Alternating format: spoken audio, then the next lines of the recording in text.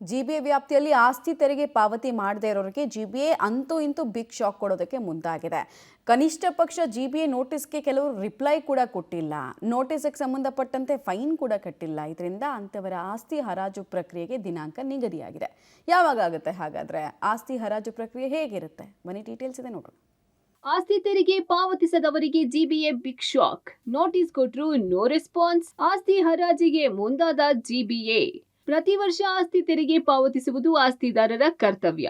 ಆದರೆ ಆಸ್ತಿ ತೆರಿಗೆ ಪಾವತಿಸದೆ ವಂಚನೆ ಮಾಡುವುದು, ತೆರಿಗೆ ಪಾವತಿ ಮಾಡದೆ ಬಾಕಿ ಉಳಿಸಿಕೊಳ್ಳುವಂತಹ ಪ್ರಕರಣಗಳು ಸಾಕಷ್ಟು ಇವೆ. ಅಂತಹ ಪ್ರಕರಣಗಳಿಗೆ ಆಸ್ತಿ ತೆರಿಗೆ ಪಾವತಿಸಿ ಅಂತ ನೋಟಿಸ್ ಕೊಟ್ರು ಆಸ್ತಿ ತೆರಿಗೆ ಪಾವತಿಸಿಲ್ಲ. ಸಾಕಷ್ಟು ಕಾಲಾವಕಾಶ ಕೊಟ್ಟರು ಪಾವತಿ ಮಾಡದೆ ವಂಚಿಸುವ ಕೆಲಸ ಆಗ್ತಿದೆ. ಯಾರೆಲ್ಲ ಆಸ್ತಿ ತೆರಿಗೆ ಪಾವತಿ ಮಾಡದೆ ಇರುವಂತಹ ಆಸ್ತಿಗಳನ್ನ ಹರಾಜಿಗೆ ಇಡಲು ಜಿಬಿಎ ಮುಂದಾಗಿದೆ.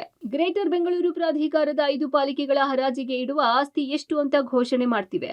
ದಕ್ಷಿಣ ನಗರ ಪಾಲಿಕೆಯಲ್ಲೂ ಆಸ್ತಿ ಹರಾಜು ಇಡುವುದಕ್ಕೆ ದಿನಾಂಕ ನಿಗದಿಯಾಗಿದೆ. ಫೆಬ್ರವರಿ 22ರಿಂದ ಆಸ್ತಿ ಹರಾಜು ಮಾಡಲಾಗ್ತಿದೆ. ಬೆಂಗಳೂರು ದಕ್ಷಿಣ ನಗರ ಪಾಲಿಕೆಯ ಜಯನಗರ ವಲಯ ವ್ಯಾಪ್ತಿಯಲ್ಲಿನ ಒಟ್ಟು 98 ಸ್ವತ್ತುಗಳನ್ನು ಕಾಯ್ದೆ ಹಾಗೂ ನಿಯಮಗಳ ಅನ್ವಯ ಹರಾಜು ಪ್ರಕ್ರಿಯೆಗೆ ಒಳಪಡಿಸಲು ತೀರ್ಮಾನಿಸಲಾಗಿರುತ್ತೆ.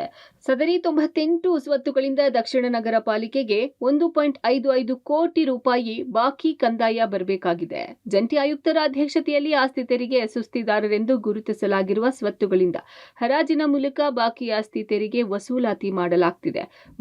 ವಸತಿಯೇತರ ವಸ್ತುಗಳು, ಖಾಲಿ ಜಾಗ ಕೂಡ ಹರಾಜು ಮಾಡಲಾಗ್ತಿದೆ. ಆಸ್ತಿ ತೆರಿಗೆ ಪಾವತಿಸದೇ ಇರುವವರಿಗೆ ಇದು ಎಚ್ಚರಿಕೆ ಗಂಟೆ.